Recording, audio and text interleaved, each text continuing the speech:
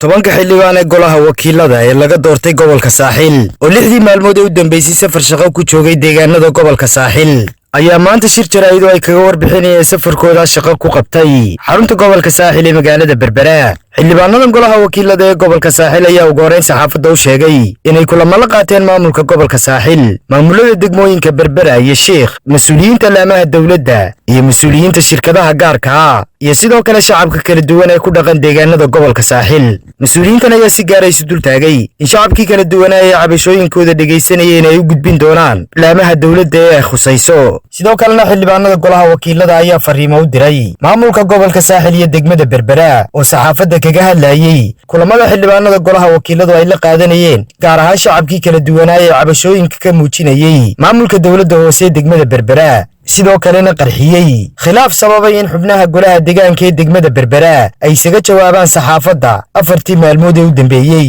xildhibaanada golaha wakiilada ee gobolka saaxil ayaa sidoo kale u soo jeediyay barasaabka gobolka saaxil inuu wax ka qabto cabashooyinka shacabka kala duwan ee deegaanada gobolka saaxil iyo sidoo kale khilaafka sababay in xubnaha golaha deegaanka ee degmada Berbera ay kala qaybsamaan, sidoo kalena ay isaga jawaabaan saxaafadda. xildhibaanadu arrimaha iyo qaar kaleba ka hadlayeen waxa hadaladoodii kamid ahaa: waxa maanta oo taariikhdu tahay 18 bishii tobnaad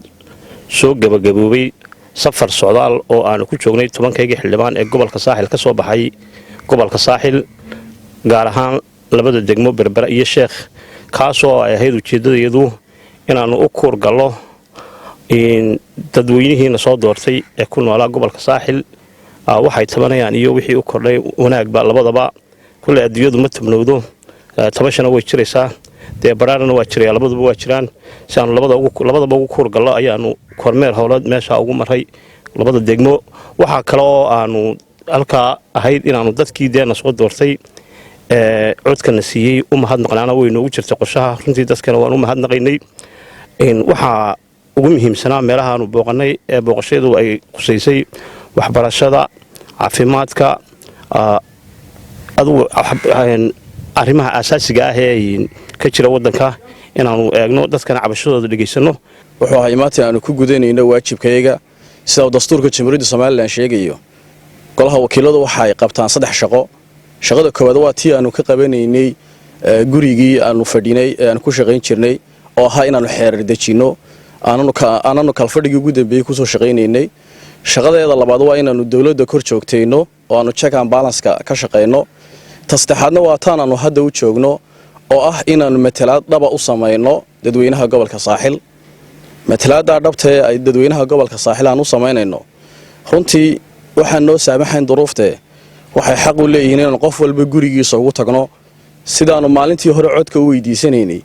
sidaanu maalintii hore u baryeynay. maantana qof walba intaanu gurigiisa ugu tagno isagoo iska fadhiya aanu idhaahno maxaa joogtaa, aanu idhaahno maxaa kaa dhiman, aanu wada tashanno, aanu wax badan isweydiino. gobolka saaxil waxaad yara moodaa malaha inaanu ku badnaan jirin golaha wakiiladu. runtii shakhsiyan iyo 10 golaha wakiiladii qaabka ay u arkeen madaxda joogta gobolku waxay yarahayd arrin aad u yara cajiiba oo yara muuqatay malaha gobolku inaanay 10 ay u doorteen ee Hargeysa u fadhiyaane aanay Berbera shaqo ku lahayn. taasina aad bay uga duwantay saxa. gobolkan cid laga doortay oo ugu sareysa waxa jira 10 qof ee ugu jooga golaha wakiilada. cidna u weydiisan mayno fasax, hadaan u imanayno cidna u soo mari mayno, cidna waqti gaar oo aan u weydiisanayno male. habeenii maalin waa imanaynaa, dadka guryahooda aanu iman doonaa, daaradahooda aanu kula shiri doonaa. kii cabanaya xaq buu noogu leeyahay inaanu cabashiisa dhageysano. annagu ma nihin garsoor oo u jawaabi mayno, odhan mayno waa saxanta ama wada khaldan tahay, laakiin waajib wuxuu noogu leeyahay inaanu dhegteeda siino. dhegteeda isagaas kale isba fartiisuna siiyey oo maalintii fartaanu weydiisanaynayba cidna maana soo marin, qofna maana odhan talo dadka fartiyada ma weydiisanaa ama dadka ma noo codeynayaan. runtii waxaan u soo jeedinayaa madaxda gobolka iyo madaxda degmada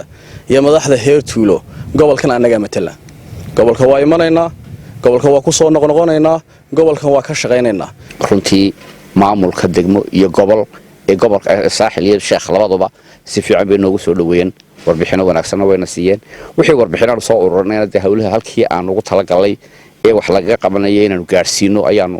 ku tala jiraa anagu kale fulin ma lihiin waxaanu nahay sharci dejin laakiin waxaanu u baahannahay wixii aanu wakiilka kaga ahayn ummadan inaanu gaarsiino meelaha ku habboon ee wax laga qabanayo kuna dabagallo waxaan aad iyo aad ugu mahadnaqayaa dadweynaha reer Berbera iyo reer Sheekhba ee gobolka Saaxil dadkii aan la kulanay runtii waxyaabo badan ay noo sheegeen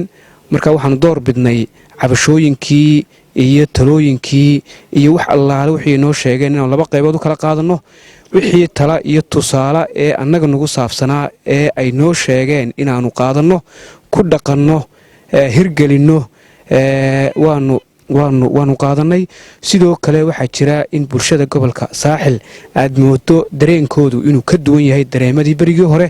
oo ay waagii hore aan codkooda aad loo maqli jirin hase yeeshee iminka waxaad moodaa in ay codkoodii muujinayaan oo ay sheegayaan taas waxay keentay in waxyaabo badan noo sheegeen waxaanu door bidnay markaa